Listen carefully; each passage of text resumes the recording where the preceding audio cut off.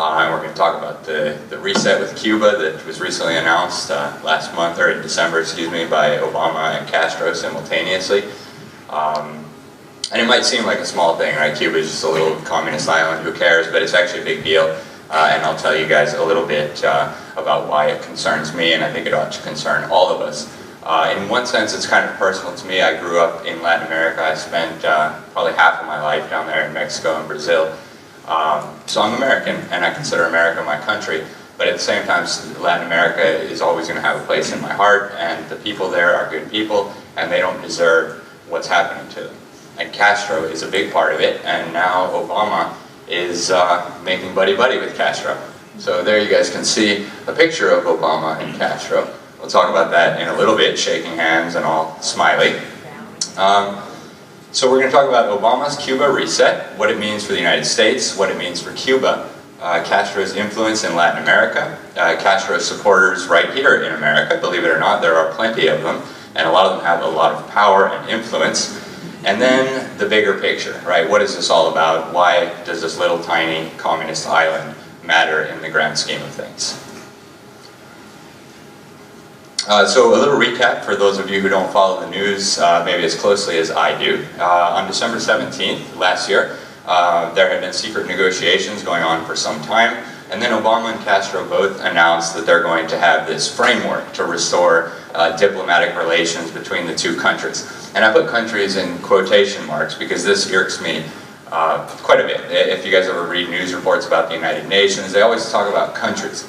Is Castro a country? No.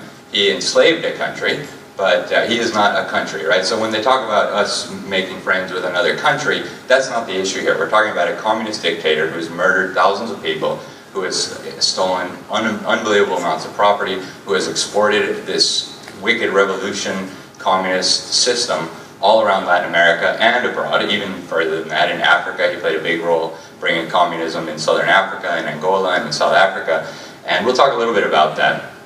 But Castro is not just your regular tin horn dictator, even though you know, people see him as kind of a kook and a pariah. He's much more than that. So a little bit of detail about this plan that they have. First of all, they're going to open embassies, right? So Castro is going to have an embassy in Washington, D.C., and the United States is going to have an embassy in Havana. We broke off relations in 1961, and we'll talk a little bit about why that happened in a moment. And then here's another good one. Obama has ordered the State Department to review Castro's status as a state sponsor of terrorism. Anybody who thinks Castro is no longer a state sponsor of terrorism just needs to look at the facts. He's harboring terrorists, cop killers from the United States who have fled to Cuba.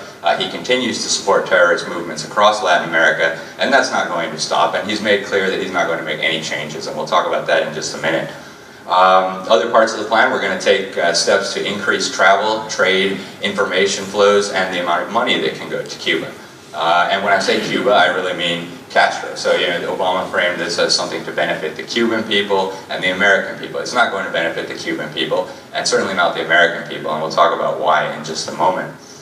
He's also going to be pushing Congress to totally end the embargo. So the embargo that the United States has on Cuba, that's within Congress's prerogative. In Article 1, Section 8, Congress has the power to regulate trade with foreign nations. So that's a constitutional exercise of their power to block trade with Cuba. And Obama wants to undo that. So he's taken steps to undo parts of it, but you know, he says he's not a dictator, he can't do everything, and you know, sometimes we wonder. But he is going to press Congress to formally end the embargo, assuming a couple of things happen. And so, yeah, this is not the first step he's taking to restore relations with the Castro regime. In 2009, he eased some of the travel restrictions, and he promised to review the status of Cuba. In 2007 and 2008, for those who were paying attention, you know, what do they say about politicians? How do you know that they're lying while their lips are moving? And I'm sure you guys remember, if you like your health insurance, you can keep it. If you like your doctor, you can keep it. Well, before Obama became president, if we liked our embargo, we could keep it, and there was going to be no end to the current status until Castro agreed to have justice for the political prisoners, steps toward political freedom, legalizing political parties, holding elections, all these other great things. That's what he told us, right? He told us a lot of things and didn't deliver, and this is just one more example of that. So let's see. So a little bit more on the deal. So what did we get out of this deal, and what did Castro get out of this deal? Well, first of all, Obama has released the last 3 of the Cuban 5 spies. Not a lot of people know that these spies were not just spies, they also participated in conspiracy to murder, and as a direct result of their activities, US citizens were murdered, shot down by Castro's regime. Brothers to the Rescue was an organization based in Miami of Cubans. What they would do is help Cubans who are trying to escape from Cuba on the rafts to get to Florida, or at least to be safe so that they wouldn't die, and they were dropping leaflets over Cuba to try to help them out and get a little information. I don't know how much you guys know about Castro, but his dictatorship is very brutal. There's no access to outside information, there's no internet for the people, nothing like that. People just read the party newspaper, the Granma. And so, one of the big objectives of people who want to liberate Cuba is to get information into there. Because without information, people don't know what's going on in the outside world, just what the regime tells them. So because of these Cuban 5 spies, some very good Americans were murdered as a direct result of their activities. So now Obama has let them go, in exchange for what? What did we get out of this? Castro released Alan Gross. Alan Gross was an American who was in Cuba trying to bring internet to the Cuban people. So we give up spies convicted of espionage and conspiracy to murder whose activities resulted in the deaths of Americans. And in exchange, Castro releases a guy who was just trying to bring some information to the people of Cuba and an unnamed US intelligence asset that we don't really know anything about, other than unnamed intelligence asset. Castro also said he was going to be releasing 53 political prisoners. He's got many, many more political prisoners in jail, but Obama apparently drew up some kind of list of people that he wanted released. A number of sources have reported, first of all, that he did not release any 53 political prisoners, and some of them have already been rearrested. So Castro got everything he wanted, and political prisoners are still sitting in the gulags. A few might be out, we don't know. It's hard to get information from Cuba, obviously. So the communist-dominated South African government and the Pope, who is not a big fan of free markets, both contributed to the negotiations between Obama and Castro. Supposedly some of them were held in Canada. And in the announcement that Obama made about this reset to the relations, he actually promoted Castro's lies, and they're very easy to debunk. He said, just one quote from Obama's press release on whitehouse.gov, "We know from hard-learned experience that it's better to encourage and support reform than to impose policies that will render a country a failed state." Is there anybody in this audience who believes that our embargo rendered Cuba a failed state? Okay, good, because it did not. Communist tyranny rendered Cuba a failed state, and it is a failed state in every sense of the word. Cubans are extremely poor, extremely oppressed, they have no freedom of speech. The average income is about $10 a month. It's hard enough to live on $10 an hour here in the United States. Try living on $10 a month, and that's life for an average Cuban. Now, if you're part of the regime, it's totally different, right? Interesting story. A good friend of mine, his uncle sells yachts, and he had a picture of his uncle with Mr. Fidel Castro, and I guess this was taken 10, 20, 30 years ago, I don't know. And it turns out that my friend's uncle had sold Fidel Castro this wonderful yacht. So yachts for the Castros and poverty for everybody else. And that's very typical of communist regimes, but really Castro destroyed Cuba. The American embargo had nothing to do with it. The United States is the only country that has an embargo on Cuba, or that had after Obama, and they could buy American products from any other country. So the notion that the United States hurt Cuba's economy is absolutely ridiculous. Communism is what destroyed Cuba's economy. And I was thinking about bringing some pictures in just to give you guys a visual. I ended up not doing it because I didn't want to violate any copyrights, but you can see the before and after pictures of Havana and other places in Cuba, and it's just tragic what's happened to that country. It was a developed country. Before Castro took over, their GDP per capita was higher than Spain or Portugal. Now it's one of the poorest countries in the world. It's a disgrace. So let's keep going here. Oh yeah, and Obama said he was going to push reform. He didn't give very many specifics about how he was going to push reform. He just said, we're going to continue to promote reform. What does the deal mean for the United States? Well, one of the reasons we originally severed diplomatic relations with Cuba was because they were using their embassy over here and diplomatic immunity and the cover that that provides to promote espionage and terrorism and subversion in the United States. Castro has a long history of supporting terrorist movements, even some in the United States, and we'll talk about that in a moment, because it goes right back to Mr. Obama and one of his good buddies. So this new deal is going to allow Castro to set up an embassy in Havana, and that embassy is going to give him the opportunity to infiltrate spies and terrorists and anything else he wants to do, all under diplomatic immunity, right? So these people can't be arrested, etc., etc. So the DGI, the Cuban Intelligence Agency, is going to continue its efforts, and now it's going to have an even bigger opportunity to promote this kind of subversion and terrorism and propaganda and recruiting here in the United States. And we know that he's still doing it. Fox News last year had a very good article about how the Castro regime and the DGI were recruiting American academics. I probably don't need to tell you guys that a big percentage of our university faculties are made up of leftists, extreme leftists, and just outright communists. So naturally, Castro feels that's a good area for recruiting. And apparently he's been relatively successful. We'll talk about that a little bit more in a moment. So what else do we get out of it? Well, we have our president recognizing a brutal dictatorship as a legitimate government. So by recognizing Castro's regime as a legitimate government and letting them have diplomatic relations and an embassy, we're providing legitimacy to a mass-murdering communist dictator who destroyed a country. You can talk to any Cuban in Miami and they'll give you a good idea of whether Castro is the legitimate government of Cuba or not. And we'll talk a little bit more about how he came to power in a moment as well. And so I'm sure you guys have heard a lot also about the imperial presidency, right? Well, this continues in that trend. Obama, when Congress doesn't do exactly what he wants, he just likes to do things on his own, whether that be amnesty or gun control or executive orders or relations with a brutal dictator. And so this is more of that. Plenty of people have criticized this as illegal. Whether it is or not, I don't know, I'm not a lawyer, but plenty of people have said that Obama has way overstepped his bounds by purporting to chip away at the embargo and open diplomatic relations and so on and so forth. There is a law on the books, the Helms-Burton embargo, and that puts it in statutory law that the United States has to have an embargo on Cuba. And the president does have some leeway here, whether he's crossed over it or not, I don't know, but plenty of well-informed people think so. Another thing that the United States gets is we get to look weak and silly on the world stage. Castro gets to cheer about the victory of his revolution, and the imperialists are even recognizing us now.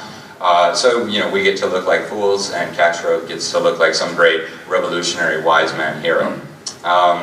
So Obama gave lots of concessions. Castro made lots of demands. Castro had his demands satisfied.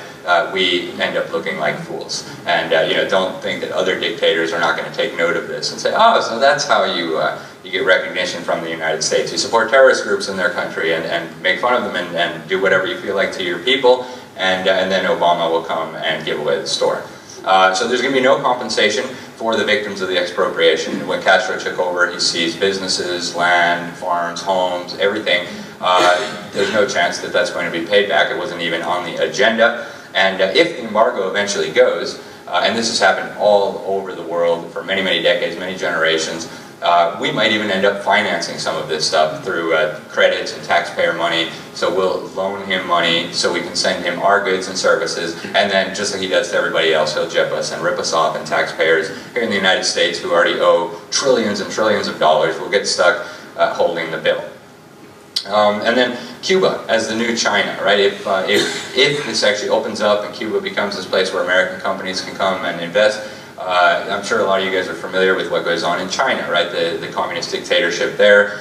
They basically have 1.3 billion population to use as slave labor. So we might see Cuba as kind of a little mini China. US corporations can go set up manufacturing facilities down there, enrich Castro while outsourcing US jobs and further undermining our economy. So lots of good things for the deal for the United States, as you guys can see. So what does Castro get out of all of this? First of all, absolutely no changes to his communist tyranny, to his failed economy, to the brutal repression of dissenters, to the gulags for his critics. And Castro made this quite clear, actually. He, if Obama had any shame, he should have been quite ashamed of himself. Castro went out and said, communism is going to last another 500 years. We're not going to make any changes. Socialism is going to continue to rule this island. And dictators all over the world thought that was swell.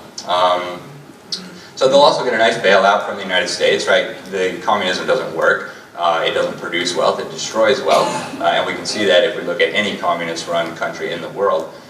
And so, Cuba has basically been mooching off the rest of the world throughout its entire history since it became this communist dictatorship. So first they mooched off the Soviets, right, who in many ways were mooching off the United States taxpayer. So then the Soviet Union came down, and then they needed to find a new source to mooch off of, right? It's like a leech or a parasite. It can't survive on its own, it needs a host. So Venezuela was perfect. Castro helped orchestrate the takeover of Venezuela. I don't know how much you guys know about what's going on there now. Brutal socialist strongman murdering protesters in the street. It's basically Cuba 2.0 here. And for a long time, Hugo Chavez and his successor Nicolás Maduro were subsidizing Cuba with free or reduced price oil, and this is still going on. But Venezuela, as if you guys follow the economic news, is having quite a few economic problems. They don't have even the basics, they don't have food, they don't have toilet paper, it's just embarrassing. So the military is taking over stores, they're blaming it on right-wing evil capitalists and imperialists, but really, it's the same thing socialism produces everywhere. And so now they're losing their sugar daddy in Venezuela. The price of oil has plummeted, the regime down there is in plenty of trouble on itself. So then in steps Obama to save this, this miserable system with American wealth instead. And so, Obama portrayed this as benefiting the Cuban people. It's absolutely ridiculous. It's not going to benefit the Cuban people. Trade would not benefit the Cuban people. The entire economy is controlled by the dictatorship, even tourism. So, people think, we'll do tourism and then the Cuban people will benefit from American dollars. That's not the case. The military dictatorship there controls the tourism, controls everything. So any money spent from the United States in Cuba is going to enrich Mr. Castro, who maybe can go buy some more yachts or some more tools for oppression, or he can better export his communist revolution in Latin America and around the world. So, people have no money. They're talking about more exports to Cuba. What are we going to export to Cuba? What are we going to export to people who make $10 a month? What are they going to buy? Certainly not anything that's worth our time or our effort. This is going to benefit the Cuban regime, though, in a very big way. So we have a new legitimacy and respectability for Castro as a legitimate government, right? Even the United States recognizes us. Of course, we're a legitimate government. So Obama has also increased the allowable remittances that are going to be able to go from the United States to Cuba. And of course, Castro taxes those remittances, right? So Obama is going to quadruple the limit on how much American money can go to Cuba. Castro is going to take a nice portion of that off the top. So lots more money to prop up his regime, to prop up his terrorism, to prop up his tyranny. And then here's something that's, it just breaks my heart. Cubans may end up becoming totally trapped on the island. Right now, they still have the opportunity to escape if they're good. It's hard. Castro has murdered many people trying to escape, women and children. He shot down their boats and killed them. But at least they know, if we need to, we can get on a raft, we can go to Florida. Now there's talk of that changing. Well, that's one of Castro's many demands. He doesn't want any more of his victims, any more of his slaves fleeing to the United States. And so Obama and him are supposedly working on new immigration policy. Right now, the way it stands, Cubans who make it to the United States can claim asylum and can stay here, assuming they're not spies for Castro and so on. And if Obama and Castro get their way, that might change. And actually, Obama has already been sending extra Coast Guard ships down to South Florida to pick up these refugees and send them back home. I should also mention, there's been a lot of talk lately about Cuba reforming its economy, and he's freed up 2% of the economy to the private sector. And that's nonsense. We've seen this before. Lenin actually did the same thing. Communism didn't work in the Soviet Union, just like it doesn't work anywhere. And so Lenin said, okay, well, let's have this new economic policy. This lasted from 1921 to 1928, and they pretended to be opening up and allowing foreign investment. What they really wanted was Western capital, Western technology, Western tax credits, Western information. So they did this sham, and they pretended like they were opening up to business and so on. And then in 1928, they cut it all off. They nationalized everything, executed anybody who wouldn't cooperate, and that's what communists do. They lie, they cheat, they steal, they can't be trusted. Castro is not opening up anything of his economy. If he does open up even slightly, it's only to maintain his own survival. Certainly not because he realizes the error of his ways. So that's what the deal means for Cuba. Let's talk about Castro in Latin America. I mentioned earlier, people have the impression of Castro as this kind of isolated tin horn dictator that everybody laughs at. And in the United States, maybe that's how he's viewed. But around the world, it's actually very different. I don't know how many of you guys know, when Nelson Mandela got out of prison, who was the first person he visited? It was Mr. Fidel Castro. He's a very popular man with other governments around the world, and we'll talk about that a little bit. He's especially popular in Latin America, and there's a good reason for that. He's been exporting revolution. He's been deeply involved in spreading socialism and communism across the continent, and I think very few people are aware that the great majority of Latin America today is under the control of a group that was founded by Fidel Castro and some of his communist buddies. We'll talk about that. It's the Foro de Sao Paulo, is how you say it in Portuguese. In English, it means the Sao Paulo Forum. I would argue that it's one of the most important groups in Latin America today. It's also one of the most unknown groups. Virtually nobody knows who this group is. Even in Latin America, a lot of people don't know what it is. It was founded by Fidel Castro, the predecessor for Raúl Castro, his brother. It was founded by Luiz Inácio Lula da Silva, the Brazilian president from the Workers' Party. His party is still in power. He no longer is. The FARC, which is the Fuerzas Armadas Revolucionarias de Colombia. It's the Revolutionary Armed Forces of Colombia. This is a communist terrorist group that imports cocaine to the United States, murders people, kidnaps people, and has been trying to overthrow the Colombian government and impose communist tyranny in Colombia for a very long time. Very close to Castro, very close to Hugo Chavez before he died. So, you know, they're not just some isolated wacko terrorist group in the jungles of Colombia. They're a very well-connected group, and a lot of this cocaine money that they're bringing in has been used to finance the rigging of elections, the rise to power of socialists across Latin America, and, you know, they always have a hideout in Havana. Who else was involved? The Sandinistas from Nicaragua, they're still in power today. So these were really the primary forces behind the founding of the Sao Paulo Forum. Which again is a very important group, and we'll talk about why. This group is also backed by Vladimir Putin in Moscow and of course Beijing. So one of the goals in its official records in 1997, all these parties came together and they agreed that they're going to regain in Latin America what was lost in Eastern Europe. What was lost in Eastern Europe, of course, was communist tyranny, at least temporarily, and we'll talk about that in a moment. But they have designs toward making, you know, this united Soviet Socialist Republics of Latin America. And that's what they're doing, and they're actually far closer to success than most people realize. You might have read about the pink tide. It's not a pink tide, it's a red tsunami. They're taking over basically all of Latin America, and you know, that's pretty important for the United States. This has always been considered our backyard, so-called. Our backyard is soon going to be dominated by communists. If it isn't already, I would argue that it is. So this network, the Sao Paulo Forum, includes over 100 political parties and various different types of groups, including Marxist narco-terrorist groups like the FARC and the MIR in Chile and a number of others, and then so-called social movements. They have a lot of money. One of the big sources of their money, as I mentioned before, was the cocaine from these Marxist cocaine traffickers.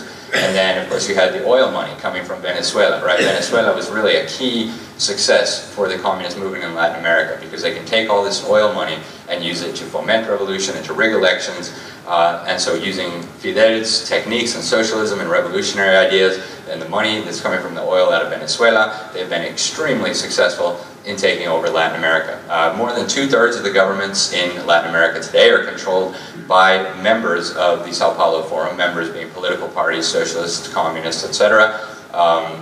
A brief roundup, you know, I could talk for a week about each one of these, but a brief roundup. In Bolivia we have Morales, who is a self-described socialist, a good friend of Hugo Chavez before he died, and a big believer in what Chavez always called 21st century socialism, as if this was some sort of new and improved socialism. It's not. It's, you know, the same old socialism.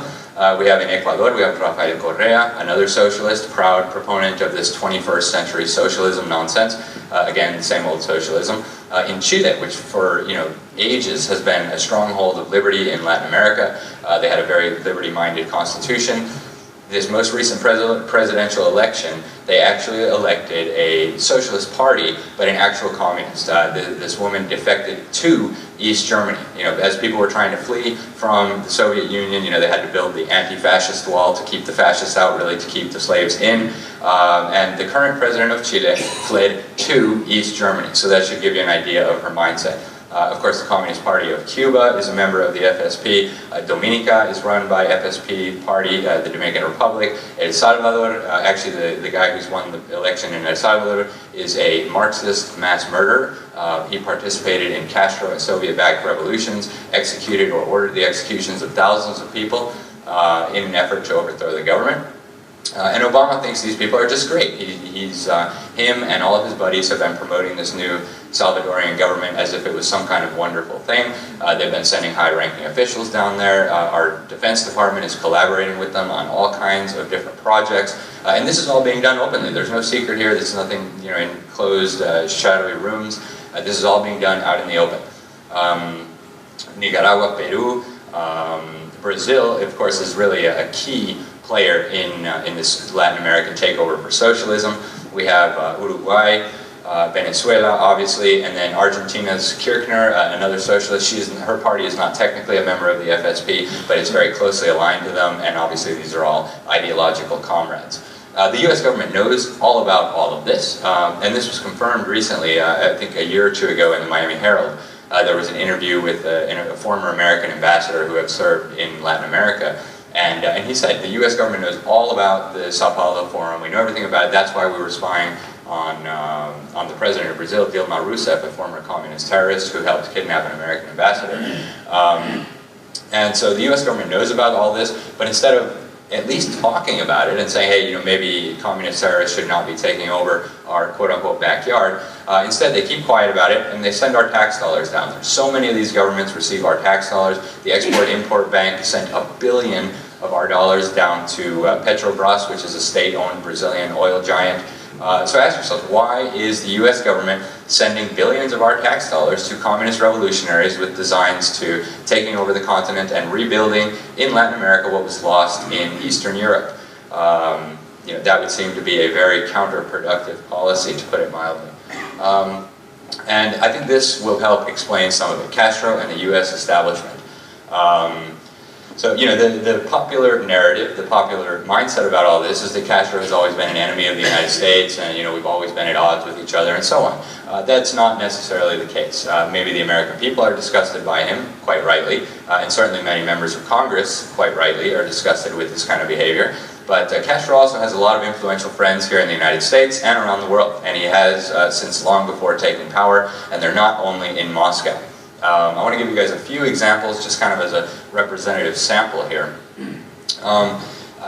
Maybe you guys know about the Council on Foreign Relations. I'm not going to get too much into it. It's a very, very influential organization here in the United States. They believe essentially in world government, huge government, and basically every administration, whether Republican or Democrat, has packed their cabinets with CFR members. Dick Cheney was a director. Hillary Clinton recently gave a speech before them when she was Secretary of State, and she said, oh, how great that you guys are opening a branch in Washington, D.C. Now we don't have to go as far to get our orders and to know how we should be thinking and what we should be doing. So that should give you an idea about the influence of this organization. It's a very powerful organization.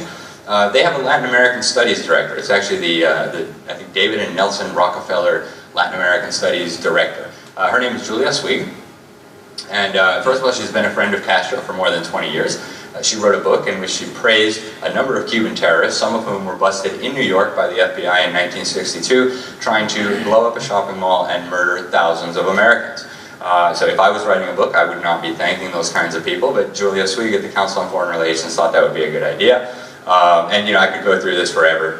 Her links to the Castro regime are well established, but I'll give you this one last nugget. Lieutenant Colonel Chris Simmons of the Defense Intelligence Agency, he was in charge of Cuban espionage, counter-espionage, figuring out what they were up to here in the United States. He identified Swig as an agent of influence for Castro here in the United States.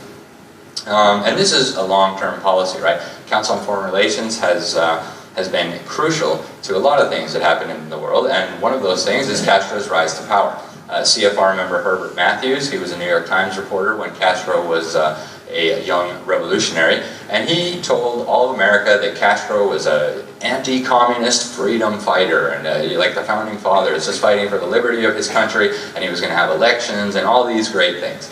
Was he an idiot? I don't think so. You can make your own decision, but U.S. State Department, long a stronghold of the Council on Foreign Relations, as Hillary Clinton indicated when she said that they were going to tell her how to think about things and what they should be doing.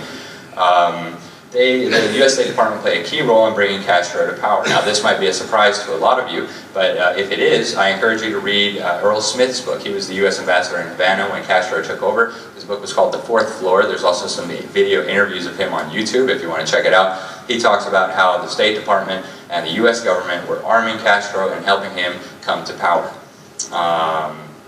Obviously, not everyone was deceived. Robert Welch, a very smart man, founder of the John Birch Society later, he identified Castro clearly as a communist. And then after Castro finally announced to the world that he was a communist, Eisenhower said, oh goodness, it would have taken a genius of prophecy to realize Castro was a communist. I know it would not have, it was plain to see for anybody who cared to look, and they're not idiots. So some other Castro friends in the United States, the U.S. Chamber of Commerce, they're all about ending the embargo and opening up trade with Cuba so that they can outsource American jobs into a communist dictatorship where they can use slave labor and enrich the Castro regime. The head of Google, Eric Schmidt, is also, he said it was very encouraging what's going on with the economic reforms. Again, sham economic reforms. And the Castro regime is also very popular at the United Nations, and maybe that's not a surprise. I call the United Nations a dictator's club because it is a dictator's club. But Castro is very popular there. They had, for 23 years in a row, they voted to condemn the United States for having an embargo on Cuba. Last year, they voted 188-2 to condemn the United States for having an embargo on Cuba. The two, by the way, who voted against were the United States and Israel. And so now Castro's regime also leads the decision-making committee for the World Health Organization. Those wonderful people that are supposedly fighting Ebola that Obama is sending a bunch of money and supplies to. I wonder how I'm doing on time. So Castro and Obama, now here's where it gets really interesting. I mentioned before that Castro had been supporting terrorist groups in the United States for a very long time. Two of those terrorist groups were the Weather Underground and the FALN. The FALN was a communist Puerto Rican liberation movement. They always call themselves liberation movements, right? But they're nothing about liberation. So anyways, Castro and the DGI, the intelligence agency, were supporting these two terrorist groups. If Weather Underground sounds familiar, it should. It was a very prominent terrorist group. It was founded by Bill Ayers and his wife Bernadine Dohrn and some other communist terrorists. They bombed the U.S. Capitol, they bombed the U.S. State Department, they bombed the Pentagon, they killed police, and they had big plans to overthrow the United States and put us all under communist tyranny. According to FBI agent Larry Rathwall, who infiltrated the Weathermen, after they finished overthrowing the United States government, they planned to bring in China, North Korea, Vietnam, and the Soviet Union to occupy parts of the United States. And here's where it gets really wild. One of their top priorities after they had overthrown the United States was to guard against counter-revolution, right? Communists are always worried about counter-revolution because who wants to live under communist tyranny? So how are they going to do this? Well, according to Larry Rathwall, the FBI agent who infiltrated, he said he was in a room with 25 of these people, including Ayers, a lot of them with graduate degrees and these supposedly smart people, and they were going to establish re-education centers for us stubborn people who refused to realize how wonderful communism was. And so Rathwall asked them, what about those people who you can't re-educate, right? There's going to be definitely some of us who cannot be re-educated to love our communist overlords. So what do you do with those people? And here's a quote from Larry Rathwall. You can find this video on YouTube. It's very interesting. He says, well, they would have to be eliminated. They estimated that they would have to eliminate 25 million people. And when I say eliminate, I mean kill. So for those of you who didn't recognize Ayers when I first mentioned him, this is Obama's buddy. His political career began in Bill Ayers' living room. So, terrorist group in the United States, founded by Obama's friend, supported by the Castro regime, and then we get Obama doing all these wonderful diplomatic resets with Cuba. Interesting stuff to think about, I think. So what is the long-range plan? What is all this about? Where does Cuba fit in to the big picture? Well, the end goal, and if you listen to them, they'll tell you, the media won't tell you, but if you listen to the people who are kind of running things, at least on the surface, they're very open about what they're working toward. They call it a multipolar New World Order. You probably heard the term New World Order before. It's their term. It's not particularly descriptive, but it's what they call it, so we can use their term. And basically they've all described what this new world order is going to look like, a world government with a neutered United States, and I'll get into some quotes in just a minute. Probably a lot of you guys have heard the Americans promoting a new world order, Bill Clinton, George Bush, etc., etc., George Soros. They love this new world order, Henry Kissinger, of course. But I want to look at what some of these third world dictatorships are saying about their new multipolar world order. So one of the steps on the road toward achieving this new multipolar world order is dividing the world up into these regions. Castro is a key player in a number of things that are happening in Latin America right now. One of those things is the regionalization of the continent. They're smashing national sovereignty and setting up these regional governments. Very similar to the European Union, actually, or the African Union, or any of these unions that you look at. Putin has his own going, the Eurasian Economic Union, which is eventually going to become the Eurasian Union. So they're dividing the world up into these really arbitrary regions, right? If you're on the same continent, we'll put you under the same regional government, regardless of what you think. And Castro has been a key player in all of this. There's lots of these regional regimes that are being built that I could talk about. I'll mention a few. UNASUR, depending Spanish or Portuguese. It's the Union of South American States. So it's basically like an EU type structure. They're building a South American parliament, a South American currency, and a South American government. They're integrating their militaries. So if that sounds suspiciously like the Soviet Union, remember what we talked about earlier with their self-declared goal of this Sao Paulo Forum. They have CELAC, the Caribbean, I can't remember what it stands for anymore, and it's in Spanish. But it's another one of these regional groupings that includes every government in the hemisphere except the United States and Canada. Castro got to be the president not that long ago, so good fun. And then you have ALBA, which is the most extreme of these, and the communists are quite good at deception. There really isn't a big difference ideologically between, say, the regime ruling Brazil right now and the Castro regime. But on the surface of things, at least, you have the radical ones, right? That's Castro and the Chavez regime, now the Maduro regime in Venezuela, Nicaragua, and these. And so they created this thing called ALBA, the Alliance of our Bolivarian something. Then you have Mercosur. And of course you have the BRICS, right? Brazil, Russia, India, China, and South Africa. Excuse me. And so these are all tools that are being used to guide the world toward this thing that they openly tell us in their declarations, in their public statements, is called this multipolar New World Order. So again, Castro is a key agent of this in the Americas, but worldwide the same thing is actually going on. You have, in Africa you have the African Union, again in Europe you have the European Union, and the whole world is being divided up into things. And if you don't think it's going to happen in North America, well, they have big plans for that as well. We have the official document, so we don't even need to speculate. In 2006, the U.S. Embassy was working on a plan with the Canadian government to build this thing, the North American Union, where they were going to abolish our borders, and they were plotting ways to get around our Constitution. They were even talking about a North American currency. The architect of that, he died recently, Robert Pastor, but don't think for a minute that they've given up. They certainly haven't. They've adjusted their rhetoric a little bit. Now it's a North American community and a North American passport and all these nice sounding things, but it's all the same, right? So again, Putin and Beijing are both very close to Castro. We'll talk about that on the next slide. And they're helping lead the way toward this new multipolar world order. Again, we have the United Nations, which is a key element of all that, right? Each of these regional governments will be under the United Nations in this multipolar world order. And again, Castro is very popular there, and we need to say no. And so here's my last slide on this, just a couple of quotes. To give you a clue as to where these people are going with their wonderful little new world order. Billionaire leftist George Soros, probably a lot of you guys have heard of him. He recently was busted financing the Ferguson riots and all kinds of other silly stuff. So he said a couple of years ago that the communist Chinese should own this new world order that they're building. To clarify, he said they should own this new world order like the United States owned the previous one. So if you guys like the idea of a new world order owned and controlled by a communist dictatorship that has murdered more innocent human beings than any other entity in human history, by all means do nothing and go home and do nothing. But if that prospect sounds alarming, then we probably ought to get busy. So here's what Chavez said. Chavez is dead now. He died of cancer. Apparently it was the American imperialists who gave him cancer. He said on a trip to Beijing that we're creating a new world order. It's a balanced world. A new world order, a multipolar world. And then he gave some more details. It would be a world order where the United States was brought back down to size, and other countries, again, back with this countries thing, right? Communist dictators are not countries, but they like to call themselves countries. And so other countries like Iran and Russia and China and Brazil are supposed to have a much bigger voice in this new world order. So Putin was in Havana last summer. And so was Xi. They were on their way to Brazil for this BRICS meeting. And a couple of quotes that I just pulled up. There's tons of these that are very interesting, but I pulled a few that I thought were most interesting. So Putin, he's like, we're interested in strong, economically stable, and politically independent, united Latin America. It is becoming an important part of the emerging polycentric world order.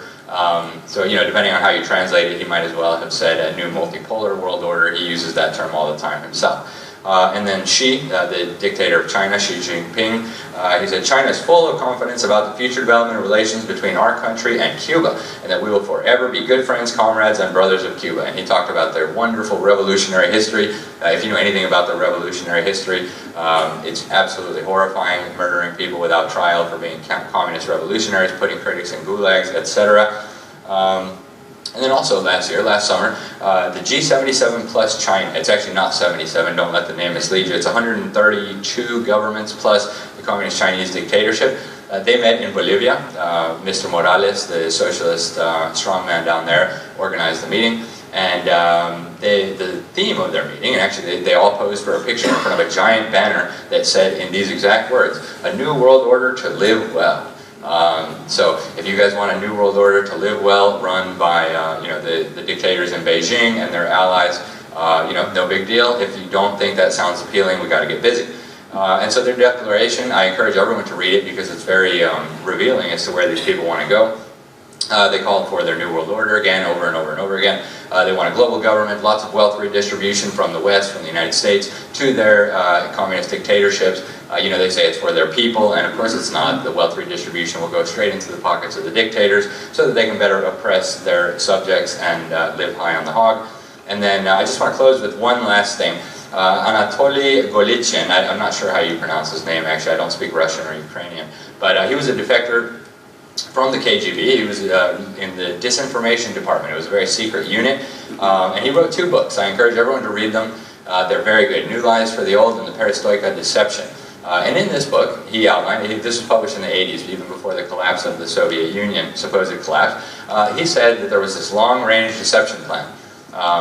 I think it's something like 140 out of 145 of his predictions have already come true. So he's somebody to take note of. And he said that the collapse of the USSR was a sham. It was a disinformation operation, and they plan to come back stronger than ever at some point in the future. And so that's all I have, guys. Thanks very much.